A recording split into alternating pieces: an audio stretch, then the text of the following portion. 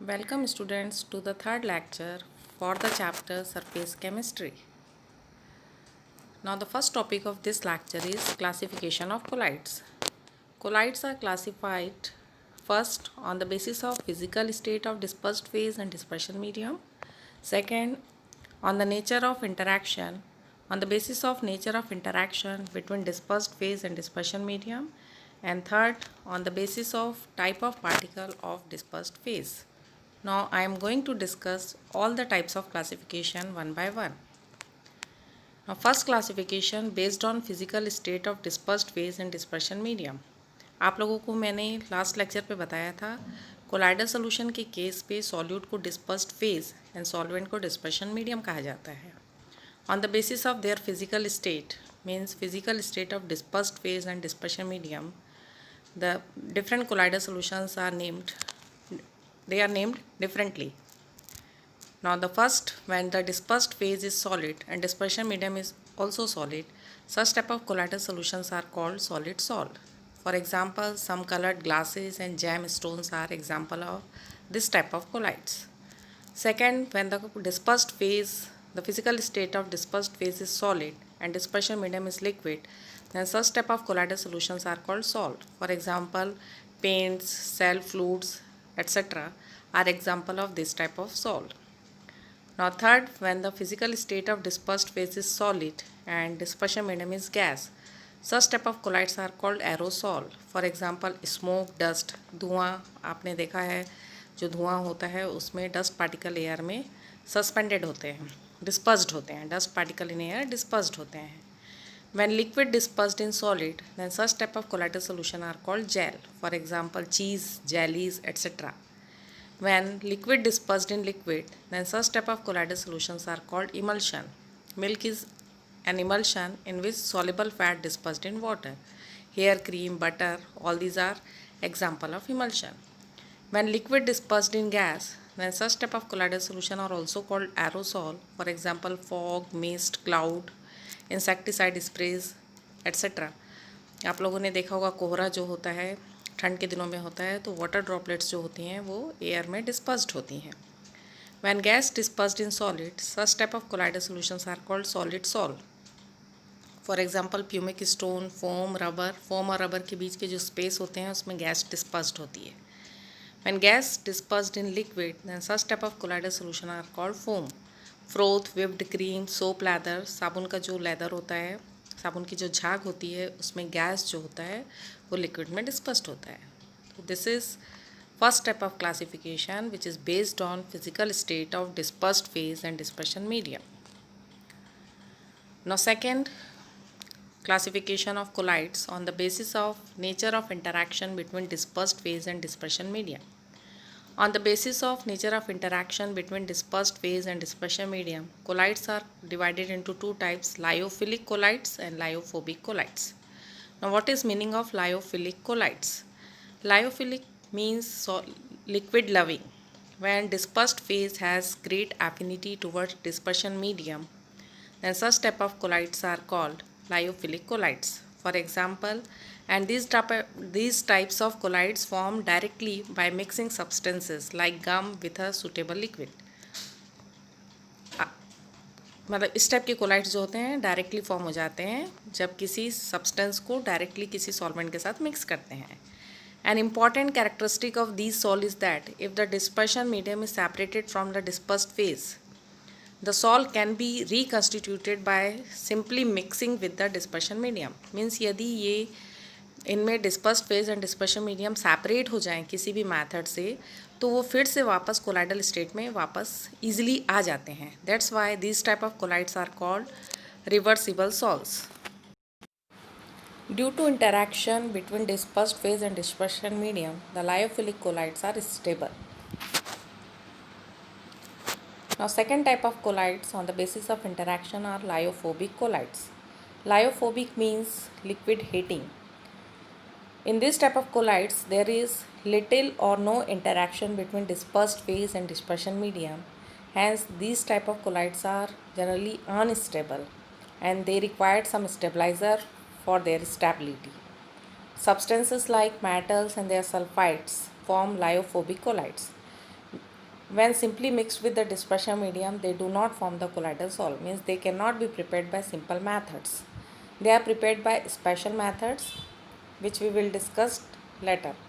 Such sols are called lyophobic sols.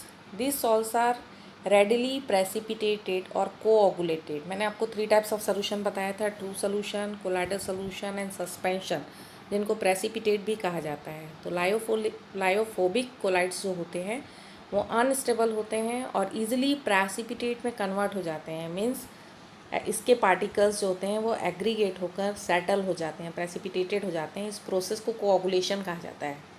And means this coagulation takes place on the addition of small amount of electrolytes by heating और by shaking and hence they are not stable. Means small amount of electrolyte इनके solution पे add किया जाए या इनको heat किया जाए या फिर शेक किया जाए तो ये कोआगुलेट हो जाते हैं और स्टेबल नहीं होते हैं. और once they precipitated they do not give back the colloidal salt by simple addition of the dispersion medium. Means यदि ये कोगुलेट हो गए, प्रेसिपिटेट में कन्वर्ट हो गए तो फिर से इनको कोलाइडल फॉर्म पे लाना डिफ़िकल्ट होता है. Hence these salts are called irreversible salts. These are 2 types of colloids on the basis of interaction between dispersed phase and dispersion medium. Now third type of classification of colloids on the basis of nature of dispersed phase particle. They are divided into 3 types: multimolecular colloid, macromolecular colloid and associated colloids. Now what is meaning of multimolecular colloids?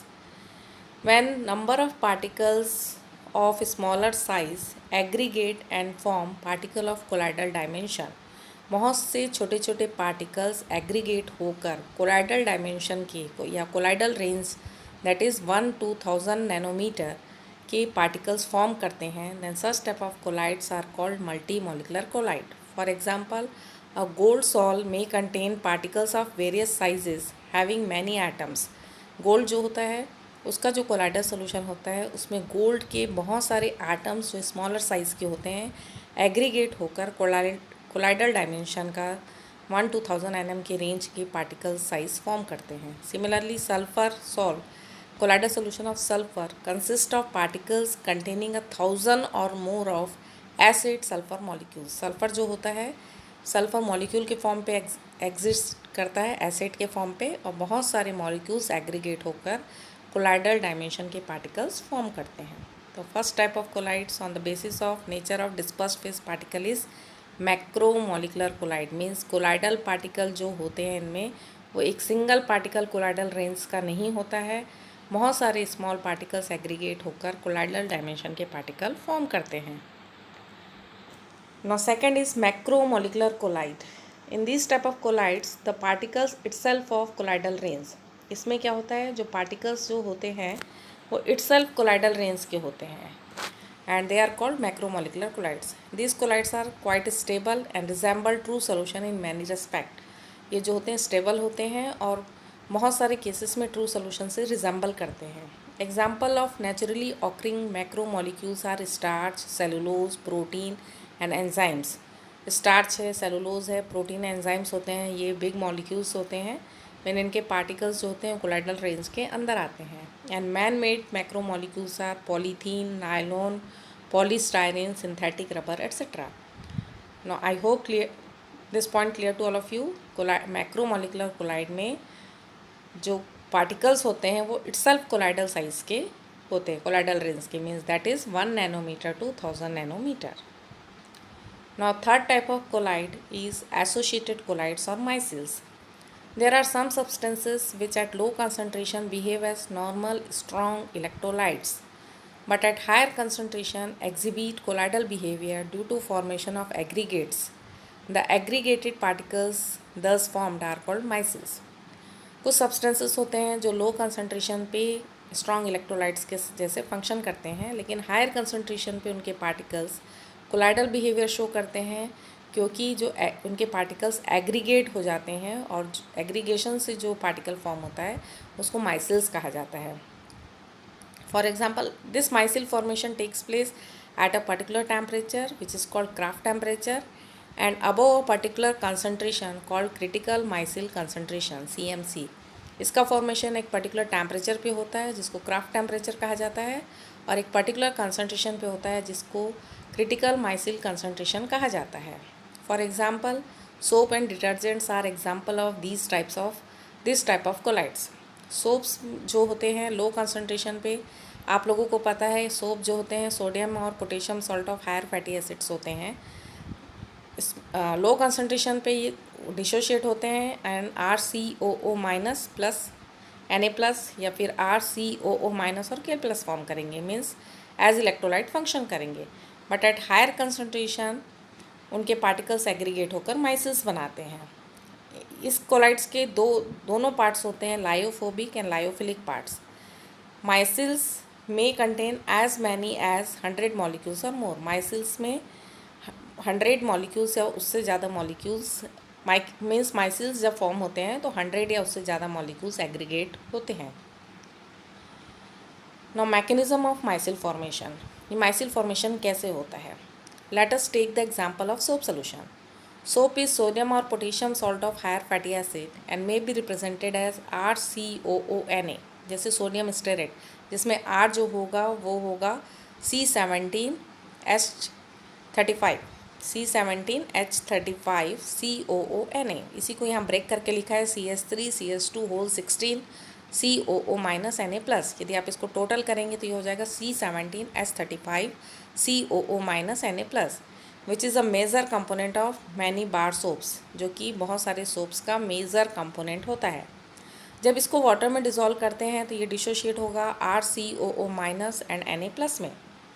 The RCOO minus ions consist of two parts, a long hydrocarbon chain. R जो इसमें long hydrocarbon chain है, इस chain को बोलते हैं non polar tail. इस part को कहा जाता है non polar tail, which is hydrophobic. Hydrophobic means lyophobic, water repelling. And a polar group COO minus. COO minus polar है, जिसको कहते हैं पोलर आयोनिक हेड। इसको बोलते हैं polar ionic head, which is hydrophilic means lyophilic, water loving. Means जो RCOO minus के दो पार्ट हैं, हाइड्रोफोबिक एंड हाइड्रोफिलिक। इसमें यहाँ पर सोप का स्ट्रक्चर आपको दिख रहा है। ये जो लॉन्ग हाइड्रोकार्बन चेन है वो वाटर रिपेलिंग एंड है, और जो शॉर्ट आयनिक पार्ट है वो वाटर अट्रैक्टिंग एंड है। The RCOO minus are therefore present on the surface with their CO minus group in water। इसमें लिए क्योंकि R जो है वो हाइड्रोफोबिक है इसलिए वो सरफेस पे प्रेजेंट होता है, जबकि COO माइनस ग्रुप है वो हाइड्रोफिलिक है इसलिए वो वाटर के अंदर प्रेजेंट होता है। The hydrocarbon chain are staying away from it means water से दूर होता है and remains at the surface. But at critical micelle concentration, the anions are pulled into the bulk of the solution and aggregate to form spherical shape with their hydrocarbon chains pointing towards the center of the sphere, with COO minus part remaining outward on the surface of the sphere. An aggregate thus formed is known as ionic micelle. These micelles may contain as many as 100 such ions. Critical micelle concentration पे क्या होता है, जो anions होते हैं वो bulk की side पे चले जाते हैं and aggregate to form spherical shape form करते हैं, और उसके हाइड्रोकार्बन चेन जो होते हैं वो सेंटर ऑफ द स्फीयर पे आ जाते हैं, और जो आयनिक पार्ट होता है वो उसके सराउंडिंग में प्रेजेंट होता है, और इसको कहते हैं माइसेल। सिमिलरली डिटर्जेंट के केस पे डिटर्जेंट्स जो होते हैं वो sodium salt of sulphonic acids होते हैं। जैसे one example of detergent is sodium lauryl sulphate CH3CH2 whole 11 SO4Na। इसमें पोलर ग्रुप SO4 नेगेटिव होता है along with the long hydrocarbon chain, और इसका भी मैकेनिज़्म जो होता है वो माइसिल फॉर्मेशन का मैकेनिज़्म सोप के माइसिल फॉर्मेशन के सिमिलर होता है। यहाँ पर आपको दिख रहा है कि लो कंसंट्रेशन पे, इस स्लाइड में आपको दिख रहा है कि लो कंसंट्रेशन पे जो सोप होता है वो एज इलेक्ट्रोलाइट फंक्शन करता है, लेकिन हायर कंसंट्रेशन पे माइसिल फॉर्मेशन हो रहा है जिसमें लॉन्ग हाइड्रोकार्बन चेन स्फीयर के सेंटर पे है और आयोनिक एंड जो है उसके सराउंडिंग पे है। क्योंकि आयोनिक एंड वाटर सॉल्युबल है तो जब ये माइसिल जो है वो एंटायर आयनिक एंड जो है वो एंटायर माइसिल को वाटर सॉल्युबल कर देता है। मीन्स जब किसी डर्टी क्लोथ को हम सोप सोल्यूशन में डिप करते हैं तो नॉन पोलर पार्ट ऑयल और फैट सॉलेबल होता है, तो वो कपड़े के ऑयल और फैट के साइड पे अट्रैक्ट हो जाता है और उसका आयोनिक एंड उसकी सराउंडिंग पे होता है, जो एंटायर माइसिल को वाटर सॉलेबल कर देता है। In this way cloth gets clean, कपड़े जो होते हैं साफ़ हो जाते हैं। मीन्स सोप का फंक्शन होता है वाटर क्लोथ में प्रेजेंट ऑयल और फैट को वाटर में सॉलेबल करके इमल्शन बना देना है। मीन्स इमल्सीफाइंग एजेंट होता है सोप। ये इस डायग्राम में भी आपको हाइड्रोफोबिक एंड हाइड्रोफिलिक एंड्स दिख रहे हैं। हाइड्रोफोबिक टेल को येलो कलर से शो किया गया है लॉन्ग चेन से, एंड हाइड्रोफिलिक को ग्रीन कलर से शो किया गया है, वो ग्रीन कलर से जो हाइड्रोफिलिक हेड है। क्योंकि हाइड्रोफिलिक हेड वाटर सॉलेबल है, इसलिए पूरा माइसिल वाटर में डिज़ोल्व हो जाता है। Now cleansing action of soap. It has been mentioned earlier that a micelle consists of hydrophobic hydrocarbons like central core। अभी आपको बताया मैंने कि एक माइसिल में हाइड्रोफोबिक हाइड्रोकार्बन जो होता है वो सेंटर पे होता है। The cleansing action of soap is due to the fact that soap molecules form micelles around the oil droplets in such a way that the hydrophobic part of the stearate ion, यहाँ पर stearate ion को mention किया है, means C17H35COO negative in the oil droplets and hydrophilic parts project out of the grease droplet like the bristles। means जो कपड़े का oil होता है उसमें हाइड्रोफोबिक पार्ट जो माइसिल का होता है वो ऑयल ड्रॉपलेट के साइड पे होता है, और उसका जो हाइड्रोफिलिक पार्ट होता है COO नेगेटिव वो ब्रिसल्स के जैसे उसके किनारे पे होता है। Since the polar groups can interact with water, क्योंकि पोलर ग्रुप वाटर से इंटरैक्ट करता है, the oil droplet surrounded by the stearate ion is now pulled in water. तो ऑयल ड्रॉपलेट्स जो होता है क्योंकि उसका एंड वाटर सॉलेबल है, क्योंकि उस माइसिल पे ऑयल ड्रॉपलेट्स से जो माइसिल फॉर्म हुआ है उसका एंड वाटर सॉलेबल है, तो it remove from the dirty surface, वो डर्टी सरफेस से रिमूव होकर वाटर में डिजोल्व हो जाता है। The soap helps in emulsification and washing away the oil and fats, इसलिए सोप जो होता है इमल्सिफिकेशन का काम करता है एंड ऑयल एंड फैट को क्लोज से ऑयल्स एंड फैट्स को क्लोज से रिमूव कर देता है। The negatively charge sheath around the globules prevents them from coming together and forming aggregates। जो उसके नेगेटिवली चार्ज एंड्स होते हैं वो एक दूसरे को रिपेल करते हैं, इसलिए उनको एग्रीगेट होने से रोकते हैं। Now the next topic of this lecture is preparation of colloids। There are many methods for the preparation of colloid। The first method is chemical method। Colloidal solution can be prepared by chemical reactions leading to formation of molecules by double decomposition, oxidation, reduction और hydrolysis। Means colloidal solution को double decomposition, oxidation, reduction और hydrolysis से prepare किया जा सकता है। These molecules then aggregate leading to formation of salts। ये molecules aggregate होकर colloidal dimension के particles form करते हैं। Only one example is given in this slide by the hydrolysis of ferric chloride. Ferric chloride के hydrolysis से colloidal solution of ferric hydroxide form होता है। Ferric chloride FeCl3 when hydrolyse it form colloidal solution of ferric hydroxide.